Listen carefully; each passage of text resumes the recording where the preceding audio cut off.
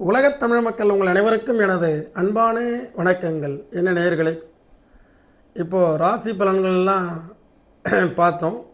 அடுத்தது உங்களுடைய லக்ன ரீதியாக உங்கள் லக்னத்திற்கு எந்த பாவகத்தில் என்ன கோள்கள் இருந்தால் என்ன பலன், அந்த வகையில் இன்று பாக்கியஸ்தானம். பாக்கியஸ்தானம் என்றால் என்ன?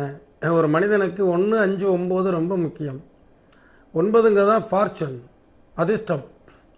9 தான் அப்பா, 9 தான் நமக்கு பிரயாணம், 9 தான் ஆராய்ச்சி படிப்பு, 9 தான் வெளிநாடு, 9 தான் உங்களுக்கு எல்லா விதமான பாக்கியங்களையும் பெறக்கூடிய இடம். பொன்பொருள், ஆடை, ஆபரணம், மண்மனை, வாகனாதிபதி யோகங்கள், இவை எல்லாமே ஒருங்கே பெறக்கூடிய இடம் எது அப்படின்னா அது 9ஆம் இடம்.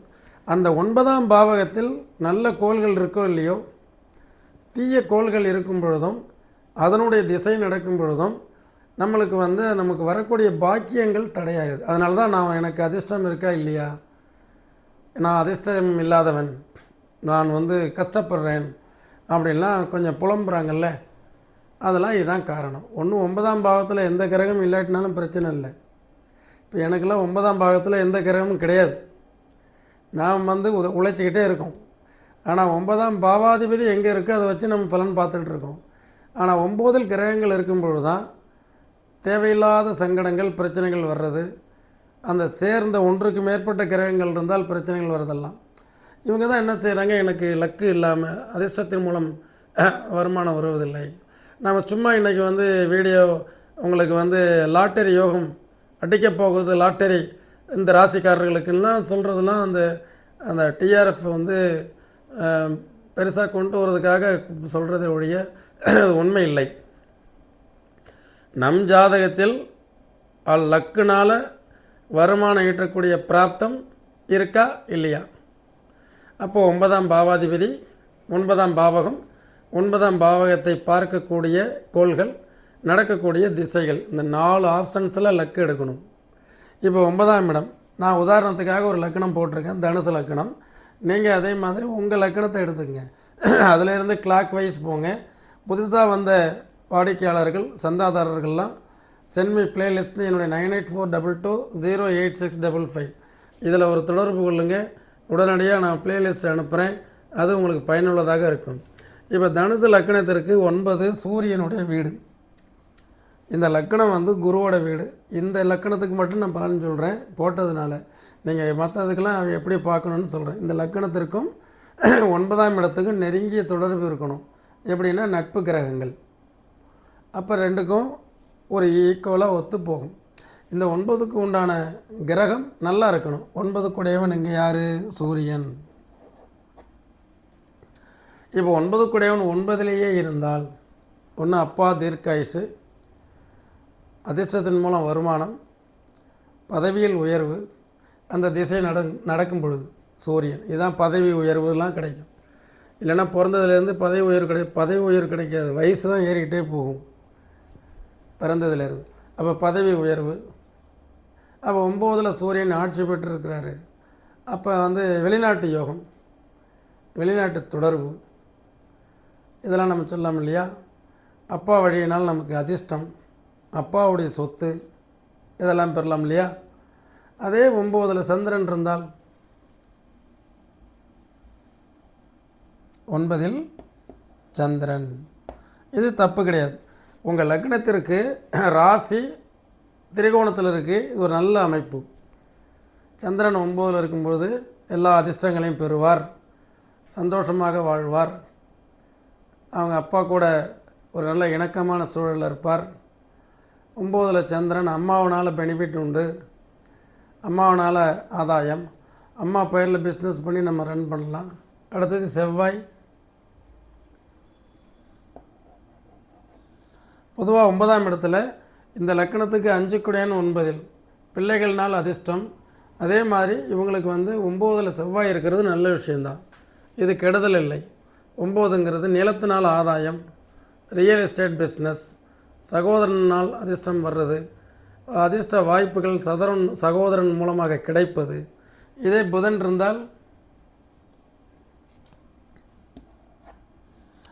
இது வந்து பொதுவாக புதன் என்பது கல்விக்காரகன், வித்யாக்காரகன். 9ல் புதன் இருக்கும் பொழுது நிறைய பேர் கேட்குறாங்களா, பிஹெச்டி முடிப்பனா முடிக்க மாட்டானா? அப்போ பிஹெச்டி பண்ணுறது, ஆய்வு படிப்பை மேற்கொள்கிறது, ப்ரொஃபஸராக இருக்கிறது, நல்ல குருவாக இருக்கிறது, தர்ம சிந்தனை உள்ளது, எல்லாருக்கும் அறிவை பயன்படுத்துவது, அறிவை சொல்லிக் கொடுப்பது புதன். அதுக்கப்புறம் குரு 9ல் இதில் சொல்லுவாங்க, ஓடிப்போனவனுக்கு 9ல் குரு.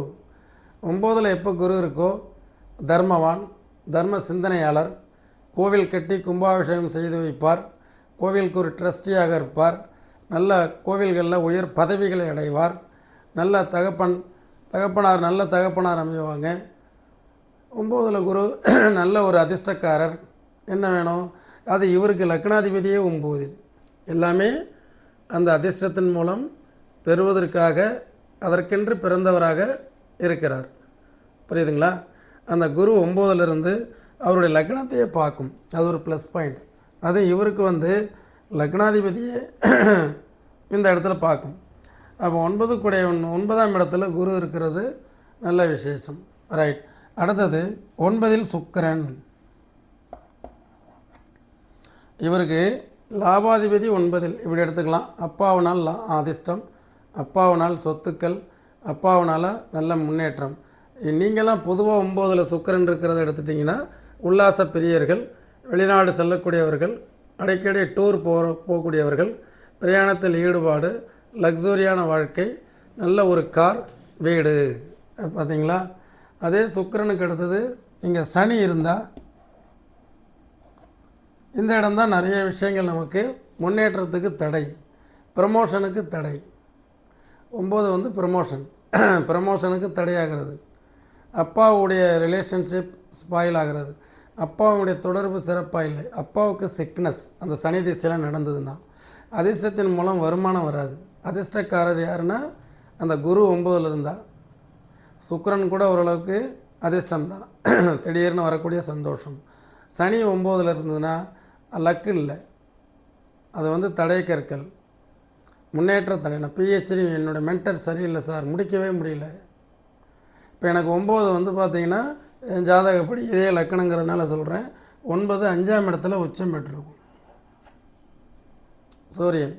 அப்போ 9ங்கிற நல்ல 3 இயர்ஸ் நல்ல ரொம்ப கொஞ்சம் ஹார்ட் ஒர்க் பண்ணாலும் ஈஸியாக அந்த பிஹெச்டி வாங்கிட்டு வந்துட்டோம்.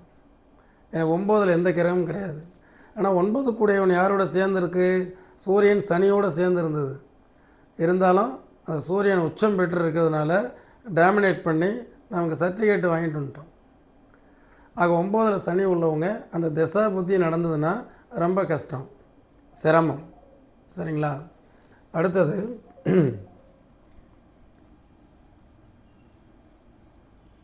9ல் ராகு. 9ஆம் இடத்துல யாருக்கெல்லாம் ராகு இருக்கிறதோ அது ஃபாதர்ஸுக்கு வந்து ஃபாதர் அசட்டுக்கள், அதிலலாம் ஏதாவது சட்ட சிக்கல்கள் அந்த திசை நடக்கும்போது ஃபாதருக்கு ஆகாத சூழ்நிலைகள் வரலாம். உங்கள் ஜாதகத்தை நீங்கள் பாருங்கள். ஏன்னா அது எந்த அளவுக்கு என்ன நட்சத்திரத்தில் இருக்குதுன்னு பார்க்கணும். பொதுவாக 9ல் ராகு இருக்கக்கூடியவர்கள் பேசாமல் வெளிநாடு கிளம்பிடலாம். ஏன்னா வெளிநாட்டு கோள் வந்து ராகு. அப்போ அந்த ராகு திசை நடக்கக்கூடியவர்கள் கண்டிப்பாக கிடைக்கலாம், அங்கே போயிடலாம். அடுத்தது 9ல் ராகுங்கிறது உங்களுக்கு வந்து நல்லா திடீரென்று அடிக்கக்கூடிய ராஜயோகம், திடீர் ஜாக்பாட். அடுத்தது கேது. 9ல் கேது இருந்தால், பட் இதுவுமே வந்து ரிசர்ச் படிப்பு, ஆராய்ச்சி படிப்பு, ஃபிலாசபி. 9 வந்து இவங்க நிறைய படிச்சுட்டே போவாங்க, புதிய கண்டுபிடிப்புகள் கண்டுபிடிப்பாங்க. அடுத்தது பிஹெச்டியெல்லாம் முடிச்சு மறுபடியும் இன்னொரு பிஹெச்டி பண்ணலாம்ங்கிறதுலாம் போயிட்டுருப்பாங்க. நல்ல ஆராய்ச்சியினுடைய மொத்த உருவம். புரிஞ்சுக்கிட்டிங்களா?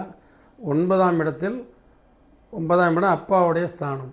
அந்த கோள்கள் அங்கேருந்து திசை நடந்ததுன்னா சனி, ராகு, கேது, அது தகப்பனாருக்கு ஒரு டிஸப்பாயிண்டடாக இருக்கும்.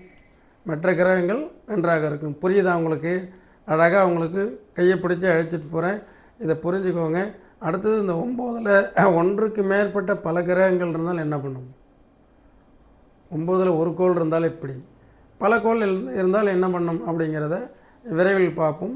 என்று உங்கள் முனைவர் ஆலயம் ஜெய் சுவாமிநாதன். நன்றி, வணக்கம்.